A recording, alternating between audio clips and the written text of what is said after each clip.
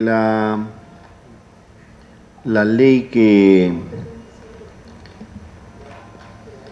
le reglamenta la actuación de los procuradores tiene algunos casos de reserva, podría ser. Y el otro asunto, presidente,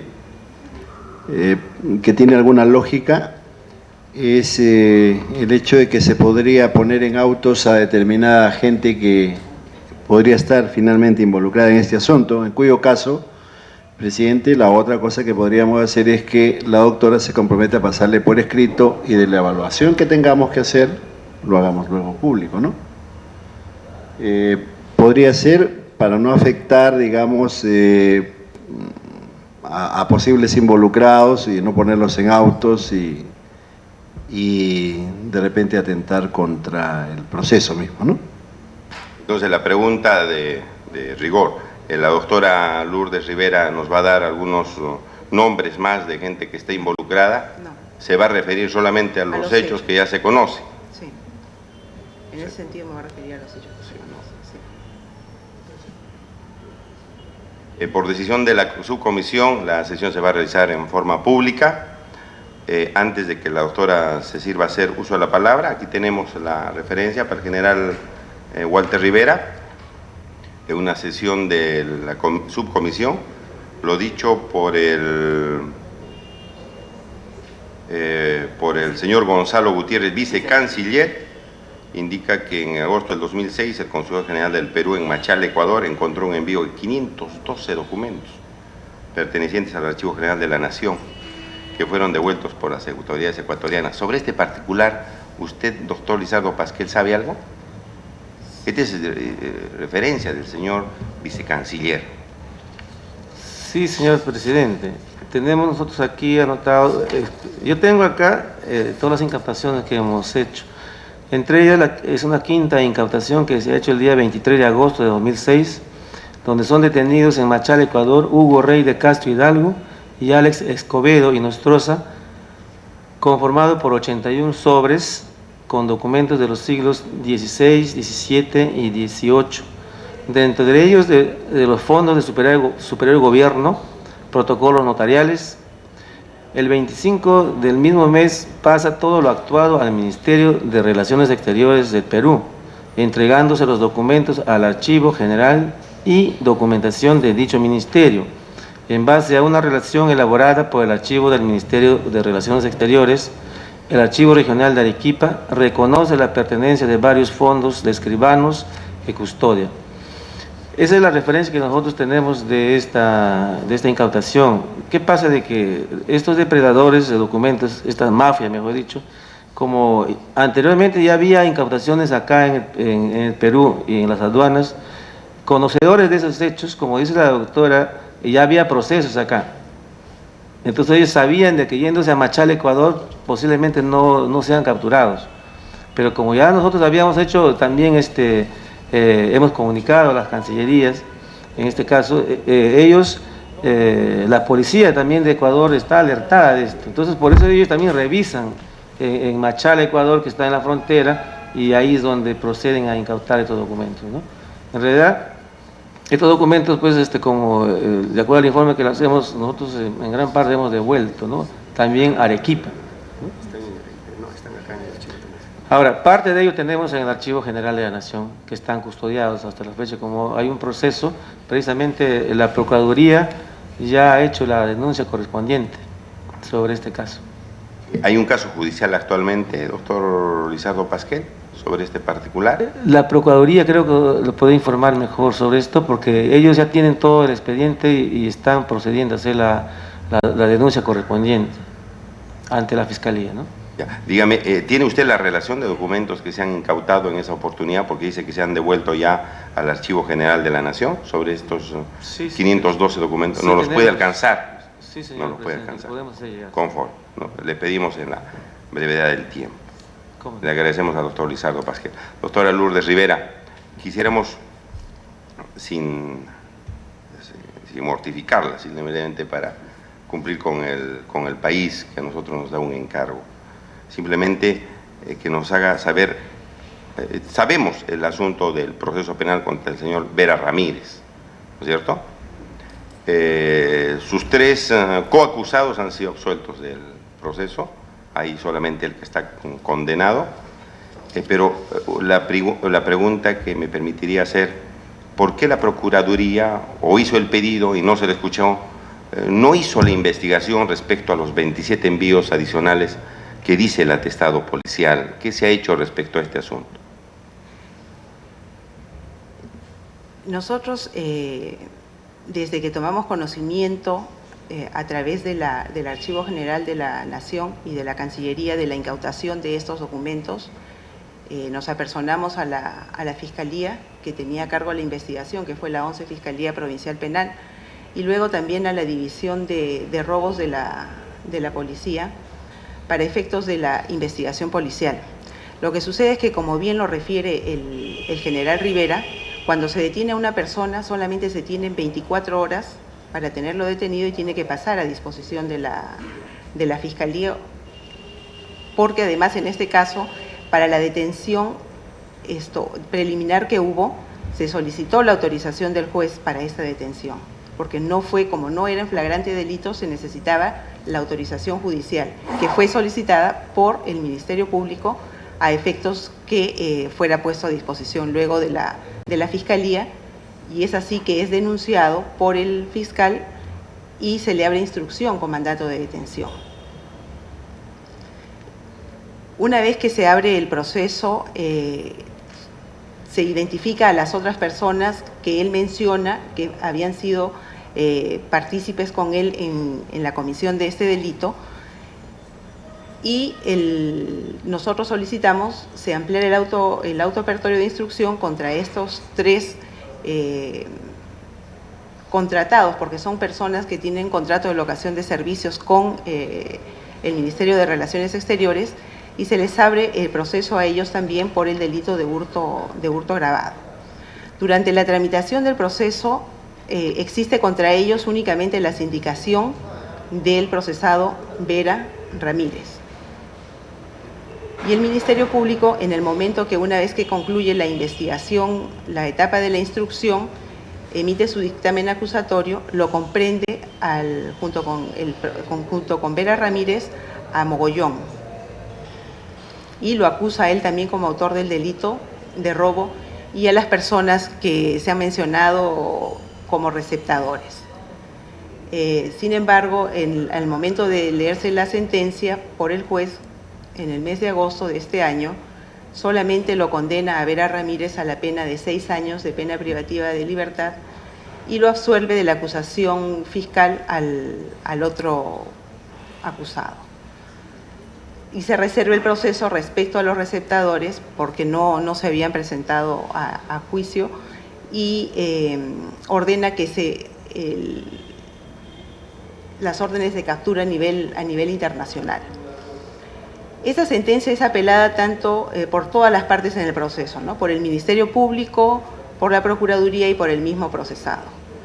En el mes de octubre, el fiscal superior ya ha emitido, de la Segunda Fiscalía Superior Penal, ha emitido el dictamen opinando porque se confirme la sentencia en todos los extremos, salvo en el de la pena, ¿no? Está él pidiendo una pena de 4 años y medio, ¿no? Actualmente Vera Ramírez, por los 6 años que le ha sido impuesto por el juzgado, se encuentra en cárcel. Lamentablemente, con la huelga del Poder Judicial no he tenido acceso al dictamen fiscal, que tiene que ser notificado al procurador de conformidad con lo que establece el decreto ley 17537, por eso es que no se lo pude alcanzar hasta este momento, ¿no? a su comisión. Entonces está pendiente todavía en este proceso que se señale fecha para la vista de la causa, donde los abogados de las partes podamos informar esto oralmente antes de que emita la resolución la segunda sala penal. Los hechos que son materia de la investigación en este proceso es justamente los documentos que fueron incautados y por los que fue detenido Vera Ramírez. Sí, respecto de los otros 27 documentos que él declara los 27 envíos, que son de años anteriores, de acuerdo a los documentos que obran en el expediente judicial, Él no ha proporcionado mayor información al respecto en su declaración instructiva. Pero no quiero asegurar, pero si mal no recuerdo, porque como le digo, por la huelga no tengo acceso al expediente, si mal no recuerdo, él refiere que muchos de estos envíos son de copias de documentos, ¿no? Pero no señala que esos documentos hayan sido sustraídos de la Cancillería. De esos 27 envíos. O sea, como le digo, es lo que recuerdo de lo que he leído en el expediente de la declaración instructiva.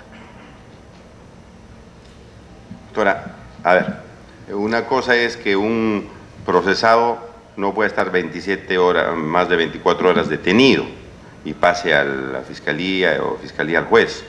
Y otra cosa es disponer una investigación respecto a 27 envíos. Entonces yo veo acá una grave omisión, porque tanto las autoridades competentes para estos efectos han debido decir, bueno, que pase el acusado o el denunciado al juez, pero hacer las diligencias correspondientes para ver qué documentos más se reenvió en estos 27 envíos.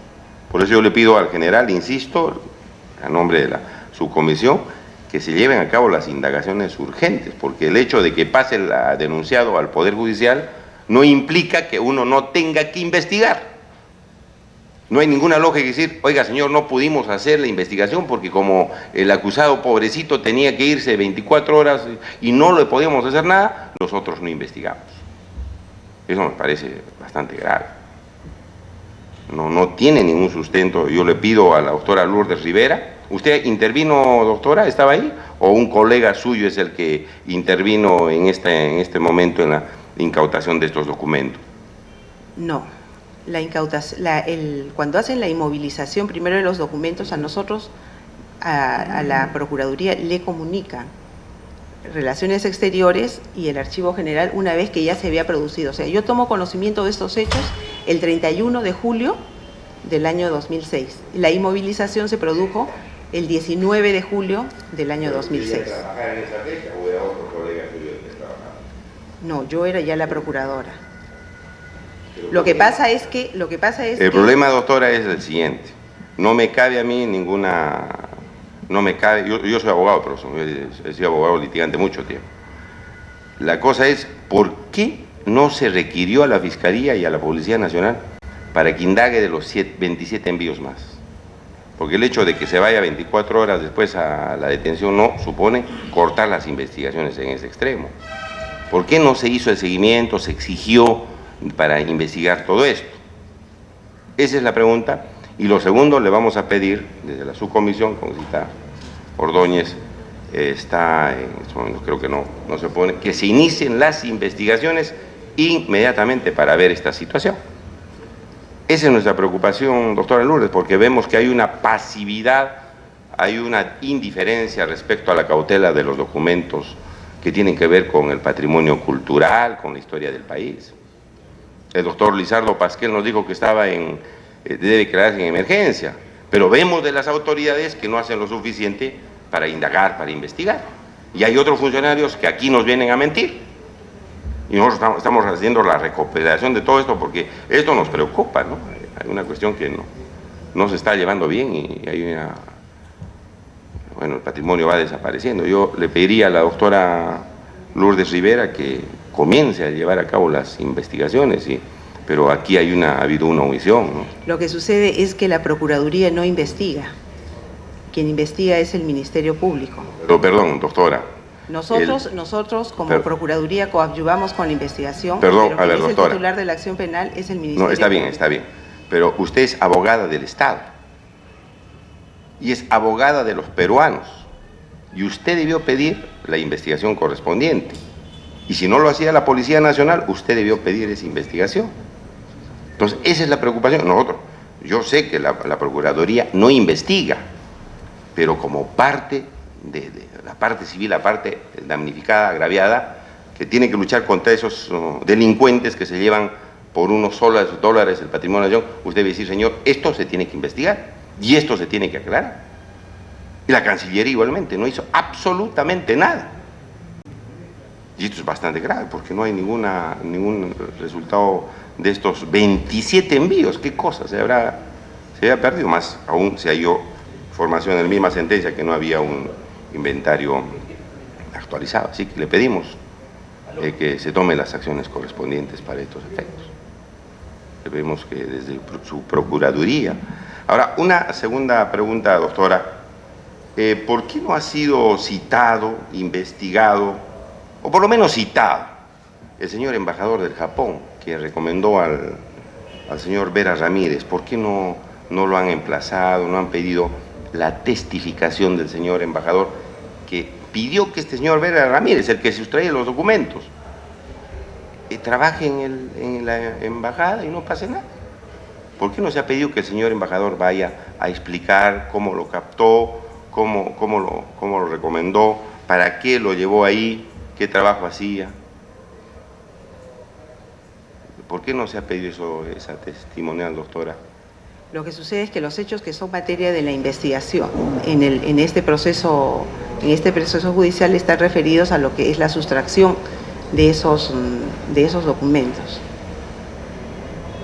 Pero el autor era un recomendado del señor embajador del Japón, ¿no? Resulta, él debía decir señor. Pero bueno, le pedimos también pues saber si en esta investigación adicional de los 27 envíos se pueda pedir ya el señor ya no está acá, creo, ¿no? Creo que ya no es embajador, pero bueno, dejamos constancia de eso. Rosita Ordóñez, ¿alguna pregunta? Yo quisiera saber, señora Procuradora, ¿cuál es la estrategia que usted tiene para encarar esta parte final del proceso? Porque bueno, usted no puede tener de repente el documento ahora, pero este proceso se ha abierto hace más de un año. Normalmente un abogado, un procurador tiene una copia del expediente porque es de su interés defender el patrimonio de la nación, ¿no? Apelar a que están en huelga los trabajadores, eso estarán un mes, pero el proceso comenzó en julio del año pasado. No, a lo que me refiero de la huelga es que no tengo acceso al dictamen del fiscal superior, que ha sido remitido justo en vísperas del inicio de la huelga y que es notificado al procurador. Entonces es notificado a la casilla que nosotros tenemos en el Callao y es la forma que puedo tener yo acceso al dictamen del Ministerio Público. Entonces, como comprenderá, no tengo acceso a ese dictamen hasta que me sea notificado, o hasta que se me sea notificado o yo pueda ir a la sala a tomar conocimiento del mismo. A eso me refiero con que no tengo acceso al expediente.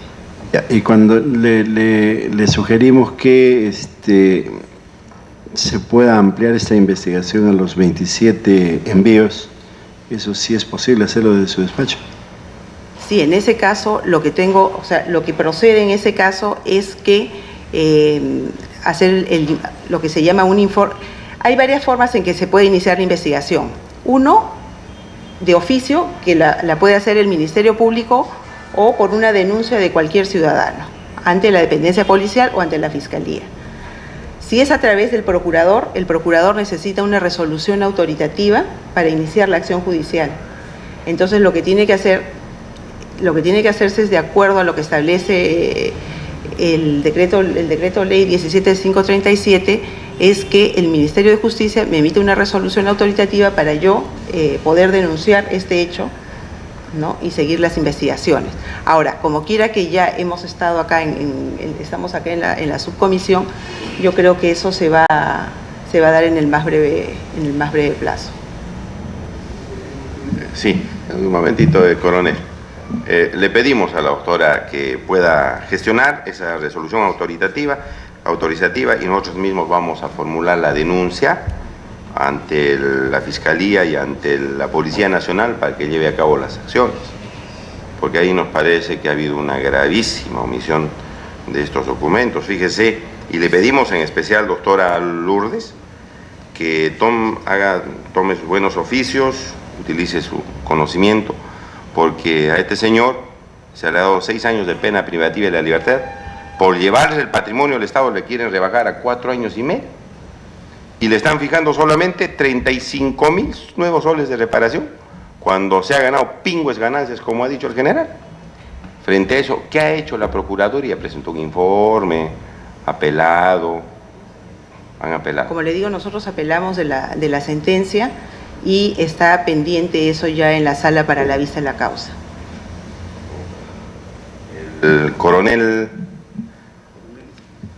Félix Murga, jefe de la División Coronel de Félix Murga Eusebio ha pedido el uso de la palabra. Tiene usted el uso de la palabra. Sí, señor presidente. Señor presidente, mire, esto de los 27 sobres no es nuevo.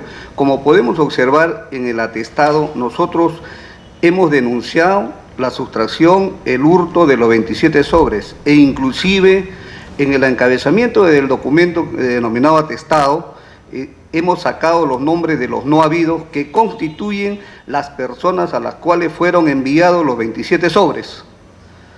Entonces esto ya está judicializado, inclusive como usted ha dicho, con sentencia y en apelación. ¿Qué pasa? Durante el proceso judicial, durante la etapa de instrucción, nosotros lo único que hemos recibido del señor juez del cuarto juzgado es una solicitud para ubicar y capturar a los no habidos, cosa que hemos respondido con indagaciones a través de la Interpol, que no ha podido ubicarlos porque los nombres no estaban completos y algunos otros detalles.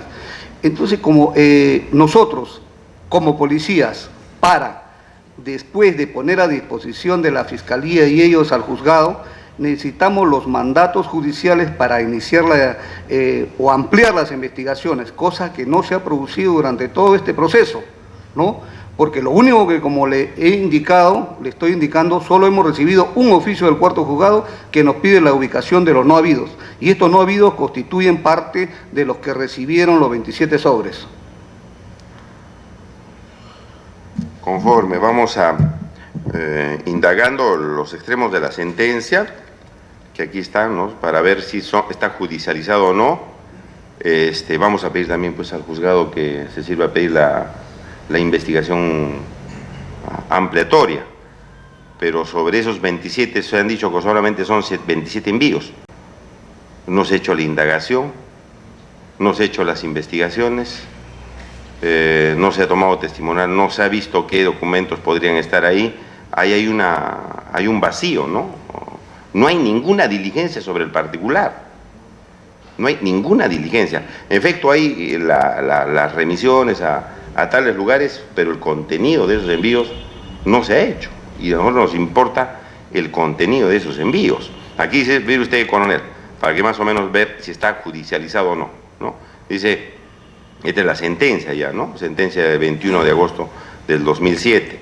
Resulta de autos que se desprende de la denuncia fiscal que se le imputa al procesado Ramírez con fecha 19 de julio de 2006, se incautó en la aduana aérea de la empresa Transportes. Se le imputa eso, ¿no?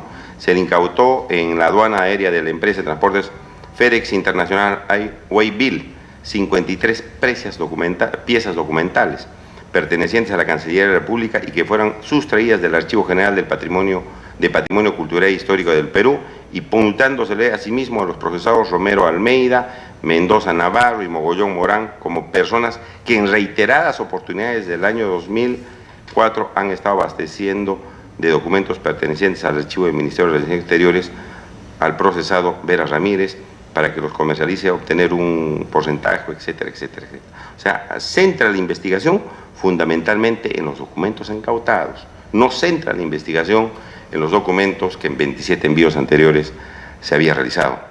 Al fin y al cabo, yo creo que es el Congreso de la República que está pidiendo esa investigación distinta al área judicial, porque usted sabe que hay casos en que se sigue un proceso judicial y se está siguiendo un proceso de investigación en el Congreso. Entonces, nosotros le vamos a enviar el documento. Claro. Nos ganaremos el pleito, pero lo vamos a hacer. Claro, señor presidente. Entonces, en ese sentido, coronel, sí, le pedimos que se hagan las indagaciones. Tiene usted toda la razón. Señor presidente, mire, para que quede claro que la labor de la policía sí ha estado en ahondar estas investigaciones. Prueba de ello es que nosotros solicitamos, luego de poner a disposición a Vega con detención preliminar y él indicar como sus coautores a las otras dos personas, nosotros hemos solicitado la detención preliminar de esas 2 personas y no corrió traslado el fiscal porque era un hecho que ya estaba en manos del juez y usted sabe que por ley ya no nos puede dar esa detención preliminar. En todo caso, el juez hubiese ordenado la orden de captura de ellos, ¿no? Pero no nos aceptaron ya la detención preliminar porque nosotros a través de esas detenciones queríamos ampliar esto de envío de los 27 sobres, porque estas 2 personas fueron las que le han proporcionado a él la documentación que fue enviada al extranjero, ¿no? Le agradecemos a la doctora Lourdes Rivera también su exposición. Una última pregunta. ¿Cancillería al momento de producirse la incautación ha mostrado preocupación, ha remitido alguna comunicación para que pueda hacer las diligencias o ha mostrado indiferencia? ¿Qué acciones concretas ha realizado? Le pedimos la documentación que también le ha remitido Cancillería a su despacho. Sí, cómo no, le voy a hacer llegar la documentación porque durante la tramitación del proceso el procurador adjunto de la Cancillería ha mantenido conmigo una constante comunicación y le voy a hacer llegar los documentos al respecto. Muchas gracias. Finalmente, el embajador Eduardo Carrillo, ex subinspector general del Ministerio de Exteriores, y luego el embajador Mario Pareja, para que se centren fundamentalmente en estos hechos. Bienvenido, embajador, y tiene usted el uso de la palabra. Muchísimas gracias, muy buenas noches a todos. Señor congresista Johnny Lescano Ancieta, presidente de la subcomisión investigadora del supuesto tráfico de documentos del archivo del Ministerio de Relaciones Exteriores. Señor congresista don Juvenal Ordóñez, señor general director de investigación criminal de la Policía Nacional del Perú, señora procuradora del Ministerio de Justicia, autoridades presentes, señoras y señores. Yo quiero en primer término, señor presidente, agradecerle la invitación a concurrir a la sesión tan importante de esta noche. Le agradezco mucho que hayan acogido el interés que teníamos nosotros de estar presente en una reunión de trabajo de ustedes. Y en segundo término, felicitarlos, porque por primera vez veo yo que hay preocupación patriótica por tratar de esclarecer y sobre todo evitar que se repitan estos hechos tan deleznables que van en prestigio de los intereses del Perú. Yo quiero hacer la salvedad de que, y me permito hacer una pequeña introducción, yo soy embajador en actividad, tengo más de 30 años de servicio, en el servicio diplomático, me acompaña el embajador Mario Pareja Lecaros, que tiene más de 40 años de servicios, es embajador retirado. Nosotros el año 92, situación que me voy a ocupar muy brevemente después, tuvimos una situación muy especial, muy desagradable y que marcó mucho nuestras vidas. Y fue que fuimos incluidos en la lista de los 117 cesados. Pero fuimos incluidos en la lista porque nosotros adelantábamos una investigación en que habíamos descubierto una malversación de fondos que concretamente destinaba para el archivo de límites más de 8 millones de dólares. Algo que fue un escándalo tremendo que ocupó varios años, las principales páginas de los periódicos. Yo he traído inclusive para repartirles, porque desgraciadamente en el Perú lo que adolecemos, aparte no solamente de mentir con mucha frecuencia, sino la amnesia que yo llamo amnesia voluntaria. Nos olvidamos de las cosas y una persona que no vive de sus hechos históricos para sacar conclusiones, vuelve a repetir los errores del pasado. El embajador Pareja, después del 92, no pudo reincorporarse al servicio porque a él le aplicaron la causal de edad para mandarlo al retiro. En mi caso me tomó 9 años regresar, regresé con la categoría de ministro, después fue ascendido. Cuento que en esos 9 años gané la acción de amparo que interpuse, que me tomó 3 años, la gané en todas las instancias, pero fui vuelto a pasar al retiro por otra causal en que me sumaban los años que había tenido yo reclamando para decirme que por permanencia en el cargo como ministro era que tenía que irme nuevamente a mi casa. Fui reincorporado, fui ascendido a la categoría de embajador y he servido 5 años en Nicaragua, donde he regresado a comienzos de año. No estoy actuando deslealmente contra el ministerio, porque cuando yo me enteré de esta noticia, que me enteré por los periódicos y por el boletín diario del ministerio, que es cierto, no es oficial, pero que reproduce las informaciones más importantes que aparecen en los medios de comunicación social, ¿no? Yo me dirigí al ministro cuestionando una serie de cosas que me parecían mal a mí.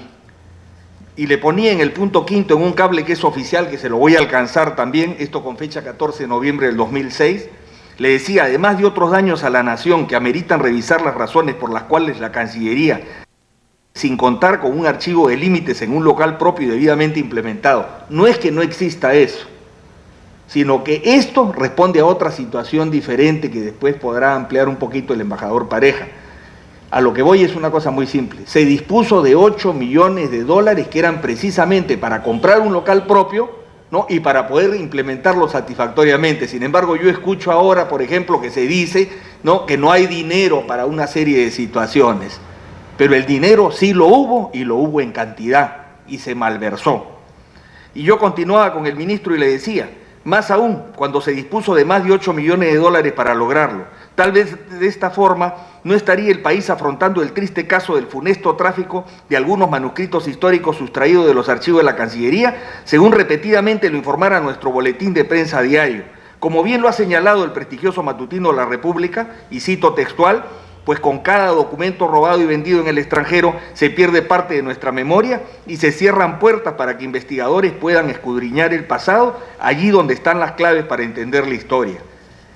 En dos palabras, quiero decirle, señor presidente y distinguidos presentes, que por una actitud principista con el país y con nosotros mismos, es muy grato estar presentes esta noche.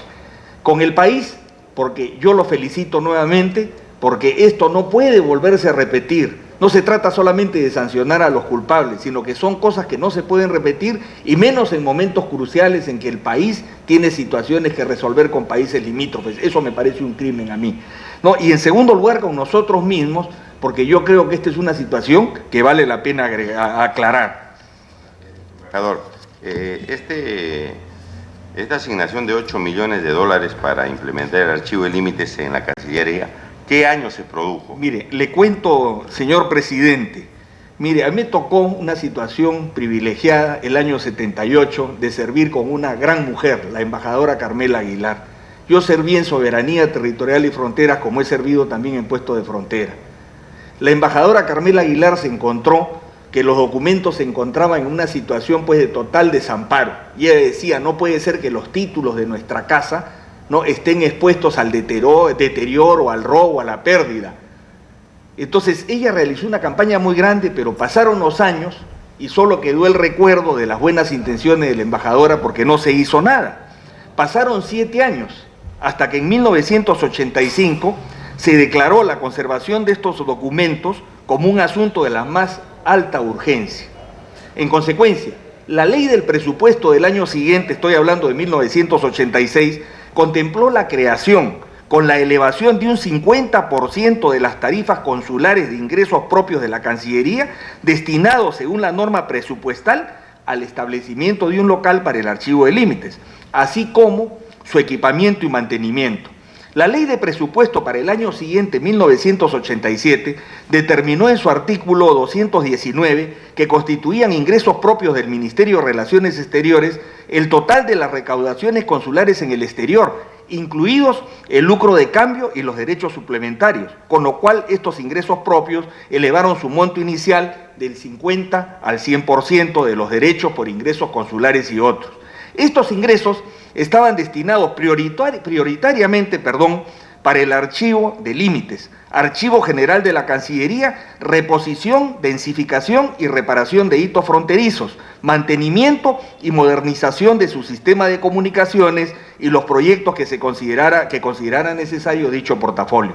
La ley del presupuesto para 1988 fue aún más clara y determinó que el 48% de estos ingresos propios debían destinarse al archivo de límites y general, el 13% para reposición, densificación y reparación de hitos fronterizos, el 22% para equipos criptográficos claves, para equipos de comunicaciones informatizados se destinó el 4% y el 13% restante a limusinas y otras medidas de seguridad. Este esquema se repitió sin variación alguna en las leyes de presupuesto para los años 89, 90 y 91. Termino acá. Según un informe de la Dirección General de Administración de la Cancillería, y yo pongo a disposición de ustedes cualquiera de los documentos que se están mencionando, porque tenemos las copias que las hemos guardado como algo sagrado, según un informe de la Dirección General de Administración de la Cancillería, de fecha 29 de abril de 1992, y que se remitió a la Secretaría General, el monto de los ingresos propios de la Cancillería ascendió entre 1986 y 1991 a la suma de 17.108.387.73 dólares, de los cuales por lo menos 8 millones de dólares fueron legalmente destinados a la adquisición de un local para el archivo de límites y su correspondiente equipamiento y mantenimiento. Sin embargo, nada de eso se hizo, nosotros fuimos echados a la calle, pero desatamos tal campaña que se logró que el gobierno, en alguna forma de esas casualidades, porque era el gobierno del señor Fujimori, en algún momento autorizara que se investigara esto. Esto fue a la Fiscalía y el 93, mire, con un despliegue que ha tenido, pero una inmensa propaganda y difusión, se aperturó el proceso. El proceso duró 4 años. Tenemos los dictámenes fiscales que siempre encontraron culpabilidad.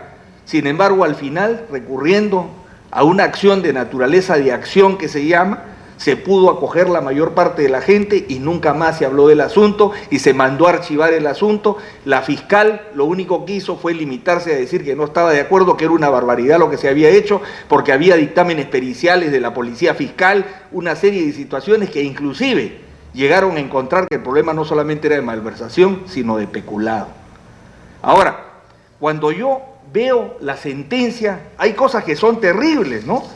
Yo no puedo entender cómo, estando en el pleno 2007, por ejemplo, dice acá, en la sentencia misma, que a fojas 1600 se tiene la declaración testimonial de doña Gabriela Viso Drago, quien manifiesta que es asesora del archivo de documentación desde el año 99, y que como antes no existía director del Archivo General, ella asumía la jefatura de este, que con respecto a los procesados señala que conoce a Larry Mendoza desde hace muchos años, a Mogollón Morán lo conoce del año 90, quien ya trabajaba cuando ella llegó, a Romero Almeida también, pero viene acá lo interesante, ¿no? En una parte que dice que asimismo refiere que en el año 2001 se hace la remodelación en el Archivo Histórico de Límites y en el Archivo de Tratados, trasladándose toda la documentación momentáneamente al depósito 6, al cual sí tenía acceso el procesado Vera Ramírez, quien además fue el único de los procesados que participó de la mudanza de la documentación de un archivo a otro, señalando finalmente que no se ha contado con un inventario que hubiese permitido tener mayor orden por falta de personal y descuido. ¿Correcto? A eso se agrega lo que usted ha leído. Yo lamentablemente no tengo las declaraciones testimoniales, pero creo que valdría la pena ver exactamente la declaración testimonial, tanto del asesor del archivo, ¿no?, como del propio director, porque el propio director es tajante, inclusive menciona algo que a mí me llama la atención, que no se haya rescatado hasta ahora, ¿no? Dice acá, que por otro lado señala, esto está hablando del director de archivos, que hasta la fecha se ha podido comprobar la sustracción de 48 documentos, 5 de los cuales pertenecen al Archivo de Límites y los restantes 43 son del Archivo Central. 4 son comunicaciones que son las más importantes porque en ellas se sostiene la soberanía de la nación. Esta es una afirmación para mí muy delicada. Se habla de sostener la soberanía de la nación. Y entonces yo me pregunto, ¿cómo si no existe un inventario detallado? ¿Cómo se va a saber lo que se perdió? Yo no entiendo. Yo no he profundizado en este caso, pero sí he leído y me limito a los documentos oficiales que he tenido conocimiento, ¿no?, de que si no existe un inventario pormenorizado es imposible. ¿Cómo sabemos mañana que no van a aparecer otras cosas? Sobre todo, así haya aparecido en diarios, aunque es un diario serio como La República, y en el boletín nuestro, así no sea oficial, ¿no?, que dicen que el señor Vera declaró que tenía cómplices, y no solamente cómplices, sino que habían recaudado algo más de $1 millón. Yo me pregunto, ¿qué se puede vender por $1 millón? No creo que encuentre gente tan ingenua que pague ese monto de dinero por documentos que no son importantes. Entonces yo le soy sincero, no es que esté cuestionando, posiblemente he escuchado referencias de que muchos de los funcionarios que están ahí, o casi todos por decir, son personas honestas, fácilmente se puede involucrar a la gente, pero le cuento una cosa. Si en este momento nos trasladáramos al archivo, vamos a ver que funcione lo que era la bóveda del banco. Hay una serie de situaciones, pero para mí la seguridad no solamente consiste en tener un local, sino que el local tiene que estar apropiado, tiene que haber medidas de seguridad, tienen que haber una serie de situaciones especiales, sobre todo cuando se ha dispuesto de tanto dinero y se malversó, ¿no? Y sobre todo en circunstancias actuales en que más que nunca tendríamos que cuidar estos documentos que amparan nuestros derechos territoriales y que no sabemos el día de mañana cómo se pueden hacer valer. Yo he querido exponer esto porque le confieso, no es que esté actuando por la espalda ni nada, porque esto lo he dicho públicamente y estoy dispuesto a sostenerlo públicamente. Yo al término de la sesión esta le voy a hacer llegar al señor presidente para que vea usted de qué la información le estoy hablando y le voy a dejar inclusive una copia pericial que se hizo. Estamos hablando de un asunto, repito, que fue archivado. Entonces no se pretende aquí volverlo a mover de repente para una sanción porque no se trata de derechos humanos, pero sí, no olvidemos la historia. Aprendamos las lecciones de la historia, porque si no los errores se van a seguir repitiendo y seguiremos siempre, como se dice vulgarmente, llorando sobre la leche derramada. Yo quiero agradecer la generosidad de ustedes por haberme escuchado, ¿no? Y por supuesto que me pongo a las órdenes en cualquier cosa que nosotros podamos colaborar. Muchas gracias, señor presidente. Gracias, embajador. Una pregunta adicional. ¿Usted tiene alguna noticia? Usted trabaja en la Cancillería. ¿Tiene usted noticia? ¿Ha hecho alguna integración? Obviamente, se conoce a veces cosas internamente que no salen afuera oficialmente. De estos 27 envíos, ¿qué informaciones tiene, oficiales o extraoficiales? ¿Qué cosa se habría enviado a través de estos sobres? Mire, señor presidente, le mentiría si le dijera que tengo idea. Cualquier cosa es posible porque verdaderamente no se conoce el listado. Mire, la Cancillería tiene un fondo documental extraordinario, y le digo porque por la misma cercanía con esa gran mujer que es la embajadora Carmela Aguilar, mire, la preocupación de ella era ya una obsesión, pero una obsesión patriótica. Entonces, no conociéndose una relación detallada, porque yo veo que se habla de la relación de lo que se recupera, pero ¿cuál es la relación de lo que se tiene? Y sobre todo, insisto, cuando en algún momento determinado se dispuso de tanto dinero para poder hacer maravillas, ¿no? Entonces yo le mentiría si le dijera si tengo idea de algo de eso, ¿no? Ahora, si se ha dejado, como admite la doctora Viso, a una persona que dice que es el único responsable de una mudanza de documentos, estamos hablando del año 98, eso me parece gravísimo. Por ejemplo, hay una cosa que a mí me llama la atención. Mire, ¿cuál es la labor en este caso de la Inspectoría General? Porque aquí se habla, y lo ha dicho muy bien la doctora, la procuradora, la señora procuradora del Ministerio de Justicia, que ellos no investigan. Pero nosotros, por ejemplo, éramos Inspectoría General y cuando hay alguna normalidad, la Inspectoría General tiene que investigar. Ahora, hay ironía del destino y con esto, por favor, no se piense que estoy acusando, pero una de las sorpresas, por ejemplo, que nosotros no tenemos un inspector general de la carrera, ¿no? Y hay una doctora que será muy distinguida, pero fue la persona que nos mandó la doctora María Herminia Drago para bloquear la investigación. Esa es la actual inspectora general de la Cancillería. Es que es increíble. La doctora Fara Esteves es la inspectora general contratada por la Cancillería, traída de la calle. Y esa es la persona que el embajador Pareja y a mí, cuando éramos inspector general, yo tenía que obligarla con memorandos para que recibiera. Y en algún momento, inclusive, colegas que no estuvieron de acuerdo con ella fueron separados de la Contraloría. Porque usted sabe que iniciamos una investigación y sabe cuál fue el resultado. Un día aparece la famosa doctora María Herminia Drago adelantando, diciendo que se trataba de cosas chiquititas, ¿no? Y que nos separaban de los cargos a nosotros porque habíamos sido pues malos compañeros, no había habido solidaridad. Increíble. Es decir, el ministro Óscar de la Puente Regada, de tan ingrata recordación para nosotros, sobre todo los que fuimos cesados por él, ¿no? Nos mandó a la Contraloría para reforzar la acción que nos había tomado más de un año hacerla.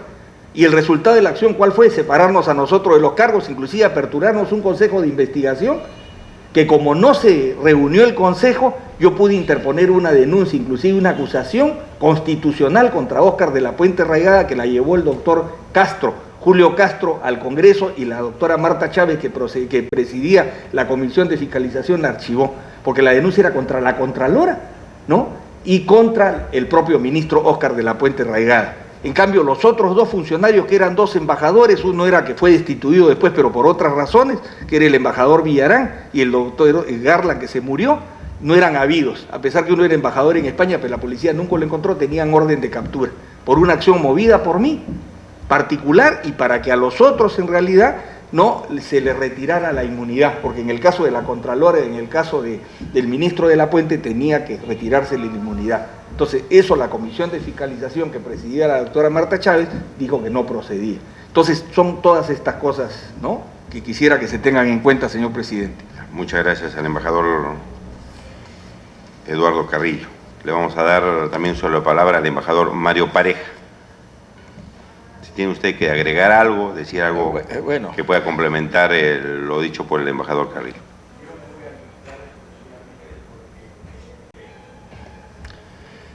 yo dejé ya la Cancillería en el año 1992, fines, ¿no?